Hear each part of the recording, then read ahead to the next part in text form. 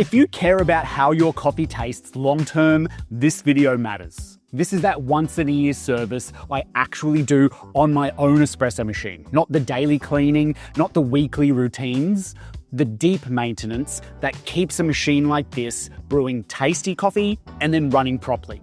If you want your espresso to taste as good next year as it does today, stick around, as this will save you money, frustration, and brewing those bad shots. And a quick one before we get into the actual service. If you've already been buying coffee gear, cleaning products, or beans anyway, well, we've got a Brew Club loyalty program, and when you shop with us, you earn points that you can then go ahead and redeem for discounts and deals later on down the track. The link is in the description down below, and it's free to join, so it's a no-brainer. All right, let's move on.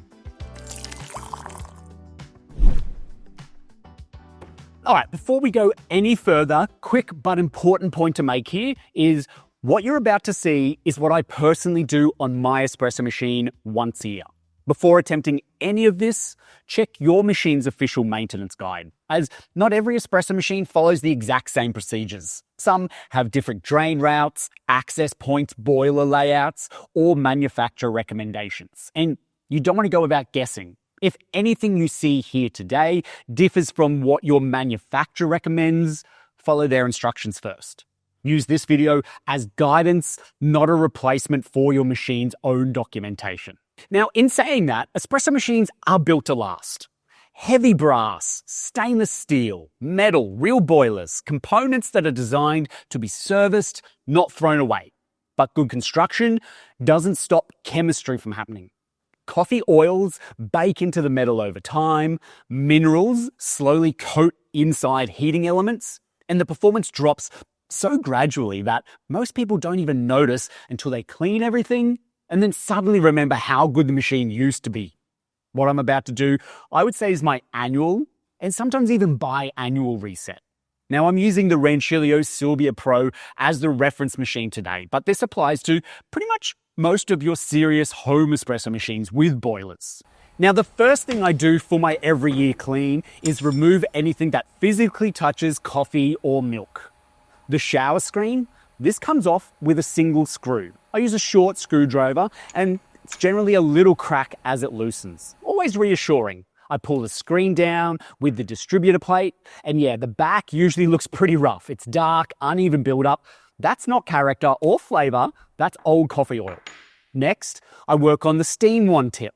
If you've ever purged steam and caught a slightly sour smell, this is why. Old milk proteins love hiding out in the threads. Now, I drop all of this into a container with a quality espresso machine cleaner. I use Cafetto Evo, but the key thing here is that it is designed to break down organic oils safely. So in goes the shower screen, the group head screw, the steam tip, portafilter baskets, and then I add hot water and let it fizz about for around 15 minutes. This is low effort for big returns, and it is something I could easily do every couple of months too. While these soak, I check the group head gasket.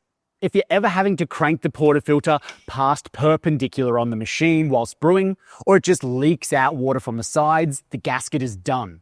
And rubber hardens over time. Once it does, the consistency completely goes out with it. What you need to do is remove this gasket, and to do this, we pry it out carefully with something like a pick or a flathead screwdriver. Now, on older machines, it might come out in pieces. That's not unusual. And you want to replace it, making sure that you source the exact size for your machine, as the diameter matters as well as the thickness. Even a millimeter off will change how the portafilter locks into the machine, affecting the sealing of the pressure and then throwing off consistency with that shot to shot. Now, I replace mine with a silicone gasket as they stay softer longer and they don't bake into the group head. And it also makes locking the portafilter in feel correct again.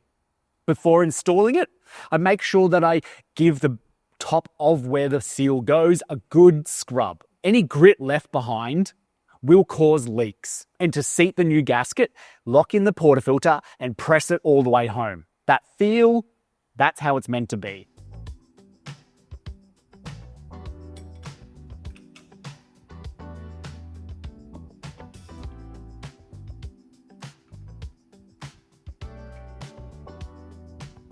Next, and this is one of the most important steps of this whole video, any machine with boilers will scale eventually. Filtered water, yes, slows it down, but it doesn't eliminate it. Scale acts like insulation to your boiler, and even a thin layer forces heating elements to work harder, then throwing off temperature accuracy, and it quietly kills heating efficiency. This is where the performance of your machine goes without you even realizing it. Now here, I use a quality descaler. I'm using the Cafedo Renew Descaler. It's effective as it is safe on brass, copper, and is food safe. Now, here's how I actually do this. First, I mix the solution, 1 sachet of descaler into 1 liter of warm water, and I give it a stir and let it dissolve fully. This goes straight into the water tank. Now, without a portafilter in the machine, I turn the machine on, let it come up to temperature, and then I run about 1 cup of solution through the brew head. I turn the steam wand on and let that run for a little bit. Then I run a cup of water through the hot water tap as well. Once that's done, I let the machine sit for around 15 to 30 minutes, and that will allow the solution to do its work. Breaking down the scale inside the system, after that, I run the rest of the solution through both the brew head and the hot water wand. And with the Sylvia Pro specifically, this is where this machine really earns its points. You've got dedicated draining routes in the menu, one for the coffee boiler and one for the steam boiler. That's not something that every espresso machine has, and it makes descaling faster, more thorough, and safer. So once the solution has gone through the system, I flush with fresh water aggressively. So at least 2 full tanks of fresh water flush through the group head and the hot water wand. And yes, if your first shot afterwards tastes even slightly citrusy, you didn't flush enough fresh water through the system to begin with. Now, whilst everything is flushing, I run through a shorter checklist, like checking the vacuum breaker valve. Now, I could show you on this machine, but it won't really make much sense to your machine, so definitely investigate the vacuum breaker valve, especially if your machine hisses constantly when it is hot. Then the valve is often the problem, as it is then probably scaled over. So you'll need to remove it, soak it, then reinstall it. Doing this when things are obviously all turned off and unplugged, of course, to be safe. Then I think about the steam knob and how it feels. If the steam knob feels gritty or slightly stiff, then a tiny amount of food-grade grease on the internal threads makes it smooth again. And then finally, water tank hygiene. This is less of a once-a-year thing. This is once a week. I actually wash this tank once a week, as biofilm loves plastic corners.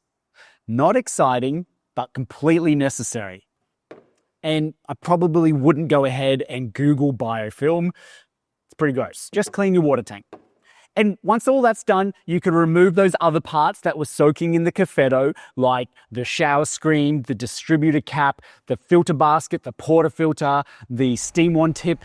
Give them all a gentle wipe down, give them a flush with fresh water, and then reinstall them. And this is what I actually do once a year for my machine. It's about an hour to an hour and a half work, but a few basic supplies, and this will keep this machine performing the way it should be the moment I picked it up. Maintenance isn't glamorous, but clean gear makes clean flavors in your coffee, and that's the whole reason we do this in the first place. So if you have any further questions regarding this deep maintenance, add them in the comment section down below, and we'll keep this conversation going. Thank you so much for watching till the end of this video, and I'll see you in the next one. Now I just need to wipe down my machine because it still looks pretty dirty.